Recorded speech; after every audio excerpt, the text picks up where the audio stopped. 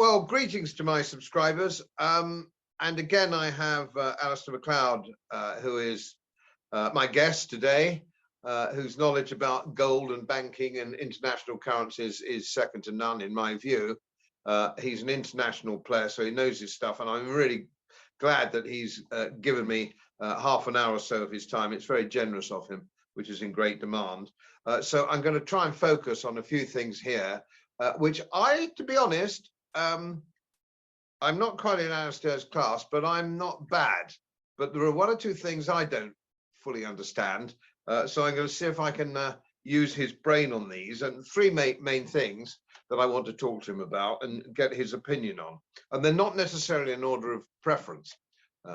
That's not solely it. It's just as they come up and as I've been researching them myself, with a little bit of head scratching. First of all, the People's Bank of China, Alasdair, the People's Bank of China, who have been encouraging their people in China, ordinary people, after their central banks has acquired gold on a very large scale, to acquire gold. Because they felt, and I would agree with them, and I'm sure you would agree with them, that the wealth of your nation just can't be in your central bank. It has to be in, that was the great thing, of course, about France of yesteryear. The wealth of France was often in the sort of gold francs stuffed in tins and buried in the garden. That was the wealth of France. Now, here's the rub. It seems to me that the love of total control by the Chinese, the total social and financial control, is now making it extremely difficult for those people who bought gold in good faith, as indeed we bought diesel cars in good faith some years ago, for the government to suddenly turn around and change their mind about how you can actually deal with it. They're making the Chinese people's ability to sell gold difficult. It can't leave the country, and so where is the market? Can you tell me, is that right? Is that wrong? What are the implications of that? Because if you can't sell it, there's no point in buying it. Well, the answer is they can sell it. They can only sell it through the Shanghai Gold Exchange. So it's not right that they can't sell it. There's always been this ban on gold leaving China. I mean, talking to directors of refineries, the Swiss refineries, they tell me that they hardly ever see, sort of ingots coming in from Chinese refiners, for example. The trade has been all very much the other way. And the reason it doesn't come in is because it's illegal to export them. So you do have these, if you like, the gold in China is ring-fenced. You can change, it can change hands within China. That is not a problem. And you're right, they have encouraged citizens to accumulate gold. And I haven't looked at it recently, but I think that if you look at the deliveries out of the Shanghai Gold Exchange, so far they total around about 27,000 tons. Now, not only that, but I do know that if you go back to the legislation which appointed the People's Bank of China, the responsibility for handling the state's acquisition of gold and silver, that goes back to 1983. And since then, they have had a policy of accumulating gold, not reflected so much on in their official reserves, but spread around things like the Communist Party accounts, the People's Liberation Army accounts, and so on and so forth. And friends of mine have told me that for example, a Japanese businessman who has a lot of interest in China had a meeting and lunch with a general of the PLA, and afterwards this general took him to a warehouse and showed him a warehouse absolutely stacked full of gold bars. So that's the sort of thing that's been going on. And not only that, but China has encouraged gold mining to the point where it rapidly became the largest gold miner in the world. And all the refining capability is owned by the state. And they import doré, turn it into gold bars, and it doesn't leave China. So what's happened basically is that between the state and Chinese citizens, I am sure that there is somewhere over 50,000, possibly over 60,000 tons of gold. Now, if you look at that in the context of the estimated above ground gold stock of around about 200,000 tons, you can see they're getting close to cornering the market. But are the prices the same? Or isn't there a sort of differential in the prices? So from spot price, if you will, to what they are allowed to sell it at? Isn't that a controlled price? Perhaps I'm looking for a situation here, and you tell me if I'm wrong. The sort of Amsterdam diamonds, for example, is a sort of a controlled price. Am I misreading that, or you know, can the Chinese citizen with his little gold block, let's say 10 gram or 100, whatever it happens to be, can he sell that at spot, or spot with a modest premium, like it would be in this country in the main? Not with my subscribers, incidentally. I've arranged for you to be able to sell your gold at spot. Now, I'll just add a little plug for that. But generally speaking, people have to pay a premium when they buy it, and they have to pay a wee premium when they sell it. So you've got your spread, which is about the same as a unit trust. You know, 6% one way, 3%, 3%. Am I wrong in that, or can they sell at spot or a reasonably close to spot arrangement? The average Chinese citizen. Well, the reason I ask this, Alasdair, I believe we are racing towards a Chinese social system at the moment. And so if I can read what's happening in China, I might be able to read maybe in a decade or time what seems to be happening in this country. Yeah, well, we'll put that one to one side, because I think at this stage it's a matter of opinion, really. Yes, absolutely. But if we look at the gold prices in China, then if you have a country which ring fences its own and its citizens' gold from other markets, then you're going to get differentials in price on the local market. Now, as to whether the Chinese authorities intervene and try and manipulate the premium or discount compared with international prices, I mean, I wouldn't rule it out, but I don't think it's a feature we should really get sidetracked on.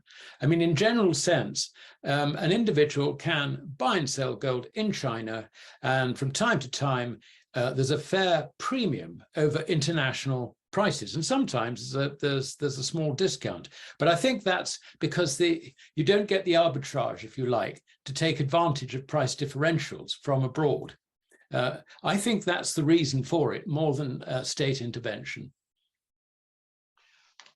Right. Okay. Well, thanks very much. That's what I needed to know on that one, because I might be over pessimistic, but I always think that if the way things are going, this control system, people want to control, the banks want to control, digital currencies, so on and so forth, the central banks, corruption in banking, corruption in politics. So that always makes me slightly nervous. And I know you always, I think you generally poo-poo the idea that the state can take, or the British state will take your gold if gold you have, in the same way, of course, that Roosevelt did in the 1930s in America. Yes, I'd just like to add, I think that's unlikely, because assuming that the politicians are advised, if they did that, not only would nobody submit their gold, I mean, you just keep stum, it's as simple as that. But I think the effect internationally would be to alert everyone around the world, I mean, particularly if America did it, that gold is a problem and you better damn well have some. It wouldn't alleviate the problem. It wouldn't remove the signal that a rising gold price gives about the collapsing purchasing power of your currency.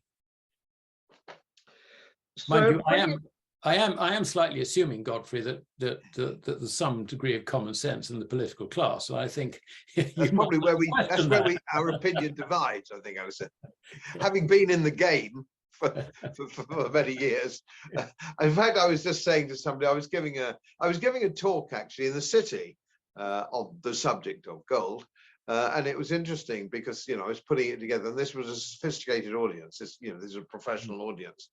I came into the city on the investment side of a broking house, not a stockbroking house, but an insurance broking house at Lloyd's, Matthews Wrighton, which was a big name in those days. Very young man, 1967 I came in. Yeah. And so I've been involved in investment management in some mutated form for sort of like 40 years or so, or 50 if you count the last 10.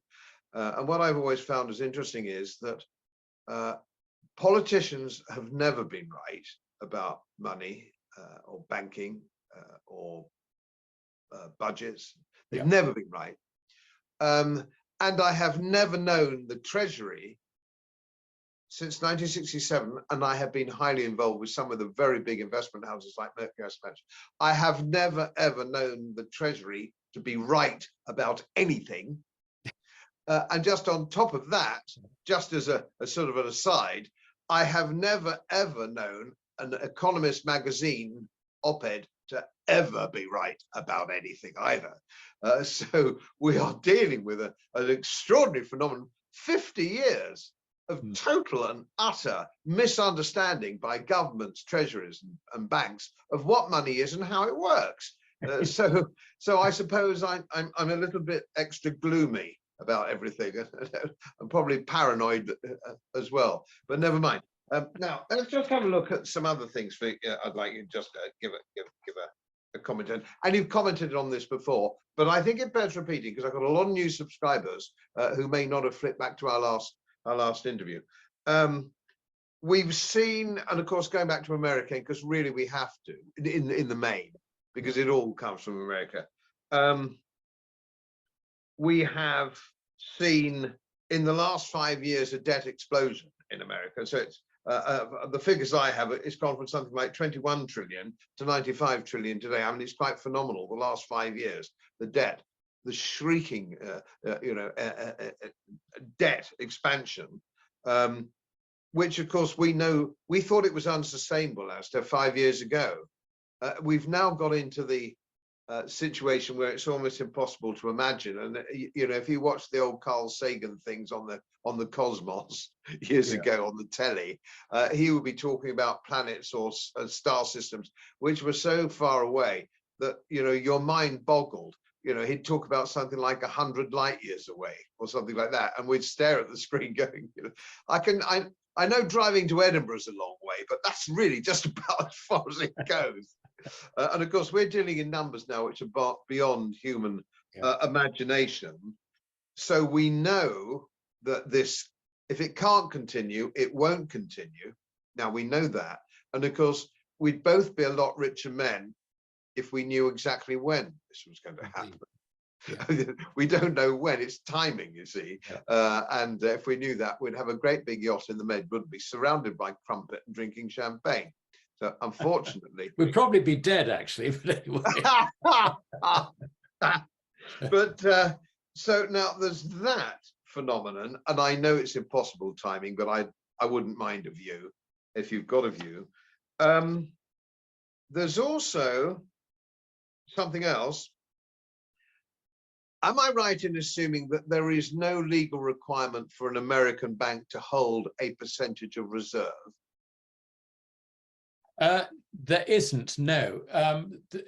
Basically, the whole thing has changed. I mean, in the old days, you had fractional reserve banking, which was rarely named after, the Fed would require a commercial bank to leave a portion of reserves with it, which, if you like, sort of altered the relationship between the amount of credit that a bank could lend into the market. So, the higher the reserve required reserves they were called, then the less capacity the bank had to lend into the market. So that was the concept. That went basically when Basel regulations were adopted by the Americans, along with everybody else who hadn't by then anyway.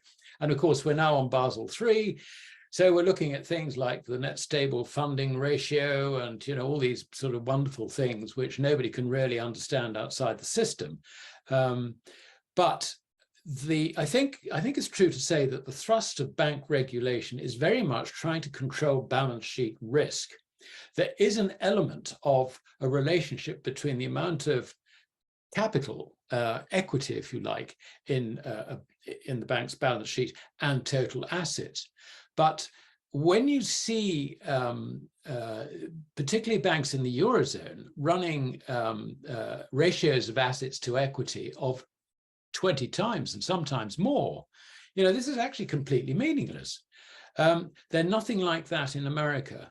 But the fact remains that if you have a surge in bad debts, even if you're geared just 8 to 1, the impact on the shareholders' capital is magnified accordingly. And this is the problem. When we get a turn in the bank lending cycle, which inevitably, basically it means that credit is being withdrawn. And if you withdraw credit in an active economy, what happens is that business effectively starts slowing down. They need more liquidity, bank credit liquidity. So demand for credit increases as it is being taken away by the banks, which means only one thing, and that is that the price of that credit in the form of interest demanded of the borrower rises. So this idea that the central banks still control interest rates is completely wrong. The interest rates are now, from now on, being controlled, and I'm putting the inflation story very much to one side here. Interest rates are being controlled now by the contraction of bank credit because the bank credit cycle has turned down. And that is just driving up interest rates. It'll continue to drive up interest rates until such time as the bank credit cycle turns the other way. But we've got a lot of problems and bad debts to wash out of a highly leveraged economic system where, sort of, if you like, businesses and, quasi-businesses, which are completely uneconomic and should have gone to the wall years ago, but have been prevented from doing so by government policies, there is a lot of rubbish to wash out of the system. And that inevitably threatens the banks. It doesn't matter what the leverage is on the balance sheet within reason, but you can see that almost any leverage is absolutely disastrous as far as the shareholder is concerned. And this is already reflected in the value of equity relative to book. I mean, particularly in Europe and also in the UK, if you look at the sort of, if you like, the capitalization to book, they're trading at substantial discounts to book value. These, now, old-fashioned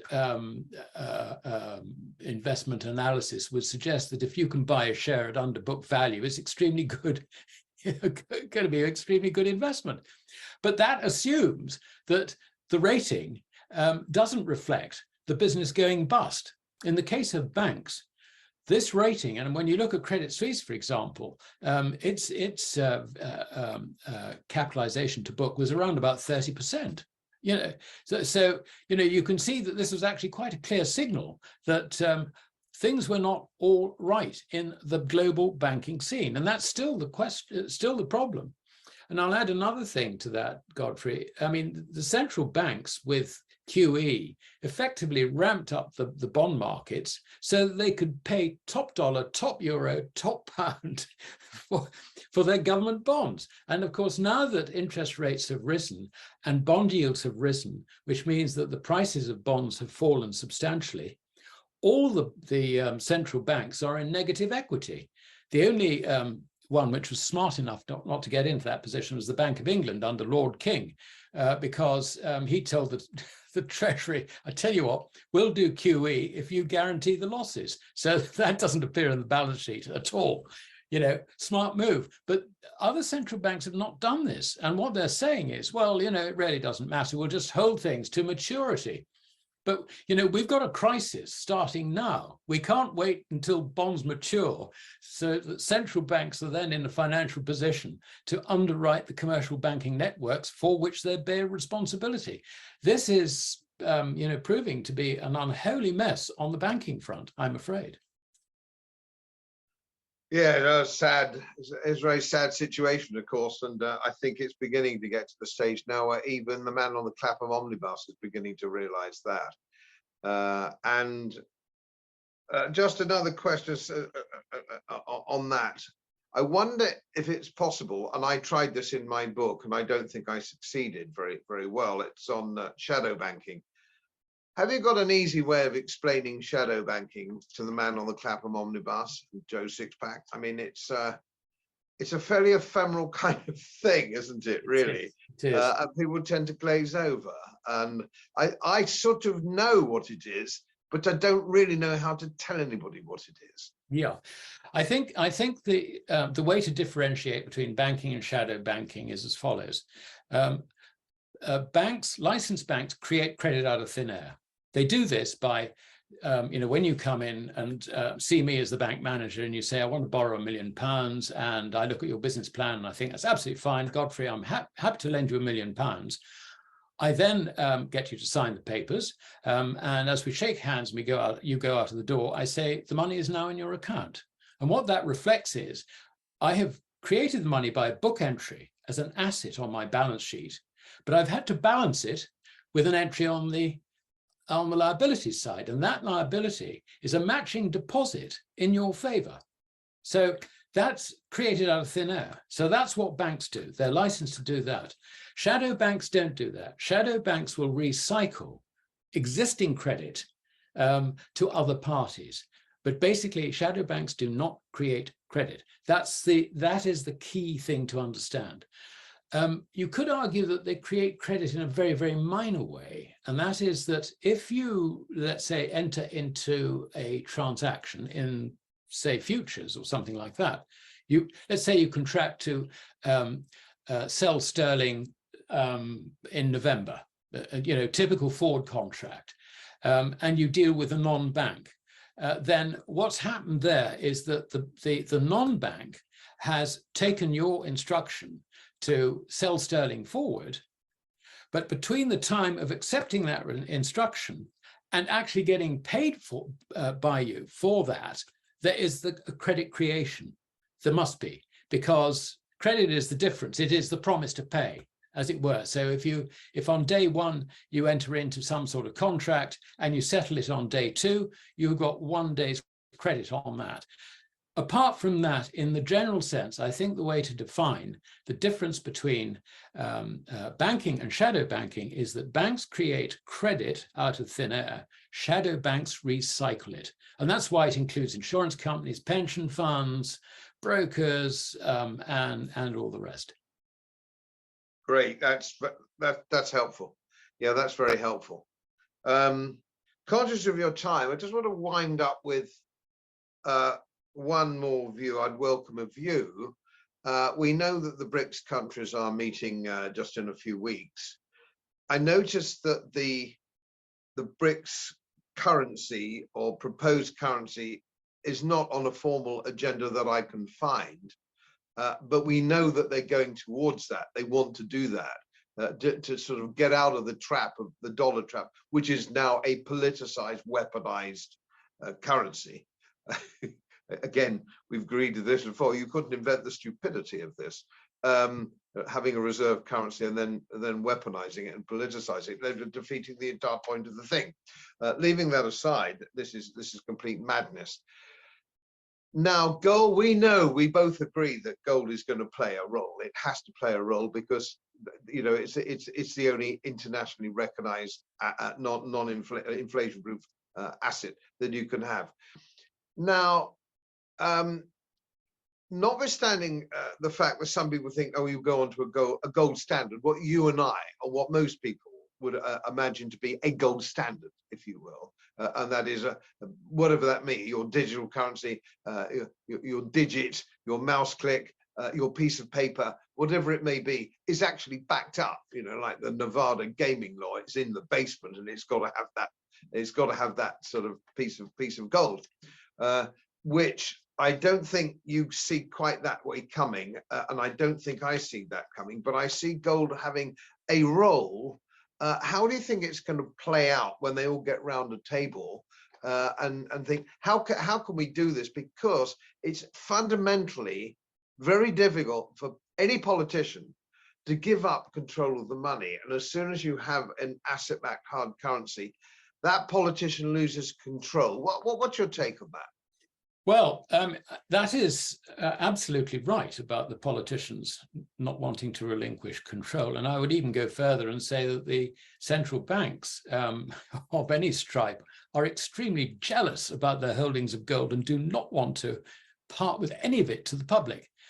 The key thing about this plan is that we're talking about a currency which will not circulate in the general public.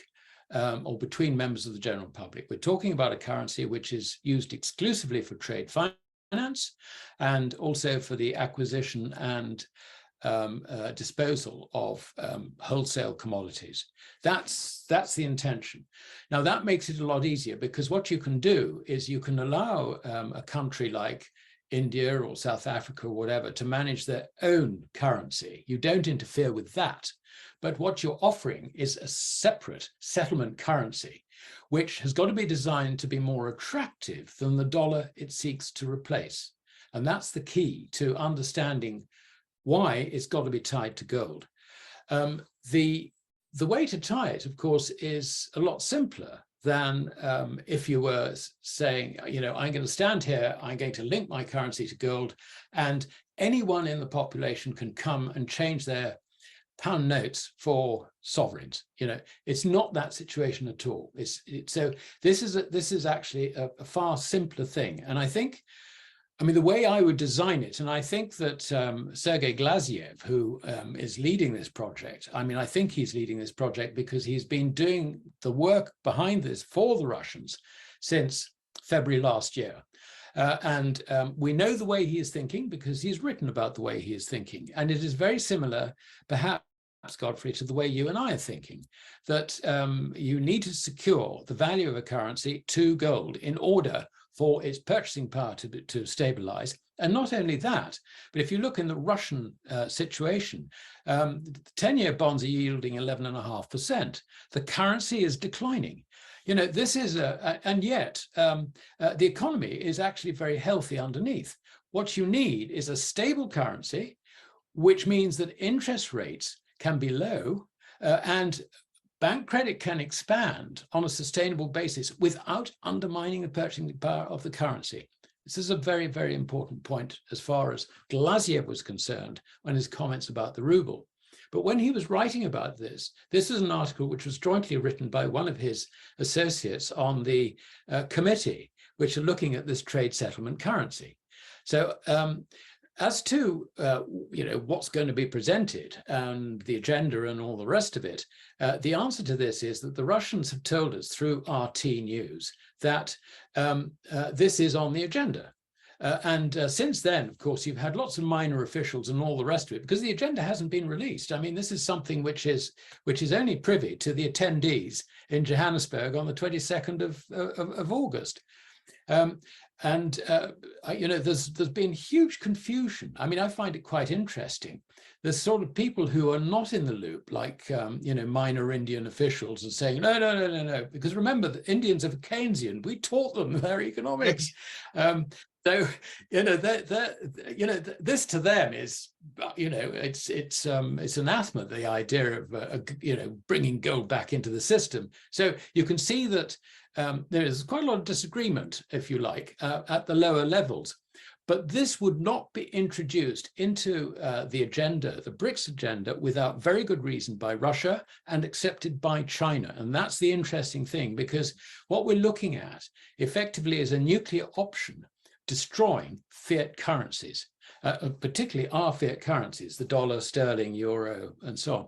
So the fact that China has turned around on this, I think, is very, very interesting, because without China's agreement, it would not have been on the BRICS agenda. The second point worth noting is that of the 41 countries that are said to be invited to Johannesburg, it includes not only quite a lot of sub-Saharan Africa, quite a lot of Latin America, but also the whole membership of the Shanghai Cooperation Organization. Now, this tells me that the master plan in all this is not only to produce a currency which can be used for trading between members of these blocs, but also eventually to merge BRICS with the Shanghai Cooperation Organization in a huge, great commercially driven entity under the power of Russia and China. It makes us look like bit players. It really does. So the idea that, this is something that's going to take 10 years to bring in and all the rest of it. I mean, we've got lots of cynical statements coming out of people who, quite frankly, don't understand credit because that's the way it works. That is, I think, mistaken because the moment is now, and the moment is now because of the Ukraine situation, as far as Russia is concerned. The deterioration in Russia's finances means that she needs to drive the dollar down in order to recover her finances. Driving the dollar down means raising the price of oil. In fact, you already see that oil has moved up from what, $68, $69 to around about probably 78 today. The other thing you saw is that in the week after this was announced, the dollar's trade weighted broke down below a very, very important support level at above 100. Now it's rallied a little bit to test what was support as now supply. But if you look at the chart, and you're half a chartist, you'll see that this should be sold. The dollar is toast. And remember that you've got something like $32 trillion worth of cash and investments held by foreigners who will be moving away from the dollar, which means that they will be disposing the dollar to presumably buy some of the currencies which are in this, like particularly the Chinese yuan, and also, of course, to acquire gold and other commodities. So you can see that the game is already on. The starting gun is already fired. What we need to know on August the 22nd is precisely what is proposed and how rapidly it will be introduced. But the fact that RT made the announcement after it started leaking out, incidentally, from Kenya, of all places, because Kenya is one of the invitees to this conference. The Russians rushed out a confirmation. Now, RT would have not have confirmed that unless they were authorized to do so from the very highest levels, and I would suggest Putin himself. Absolutely first class. Thank you for that. That's really, really helpful. Super. And I hope my subscribers found that useful as well. It's an education process that we're going through, and I think I'll be interested to see what happens post August the 22nd. We live in very interesting times, to use a Chinese expression in reverse. Thank you again, and a note to my subscribers: if you get onto my website, which the link is shown quite easily, godfreybloom.uk gold, I will endeavour to answer any questions that you may have about this, and get back to you on it, and I will commit to getting back to you too, even if I have to rattle Alasdair's cage again on something, which I probably will do. Anyway, Alasdair, thank you so much. Most informative. Well, I'd be very happy to have my cage rattled. But meanwhile, if your subscribers want to find my weekly writing, go to the Gold Money website, goldmoney.com/research, and you'll find my weekly musings there, which hopefully might help fill in a few blanks. Yes, indeed. And as always, I carry Alasdair's link on my website too. You've only got to press the button. As most of you know, my work is very heavily independently research based, and I get my information from all over the world. It would help if you press the subscribe button and the little bell next to it, because the more subscribers I have, the more likely it is that international independent research institutes will share their material with me. It's most helpful, and then of course I'll automatically share it with you. So surprise, won't cost you anything. Thank you very much.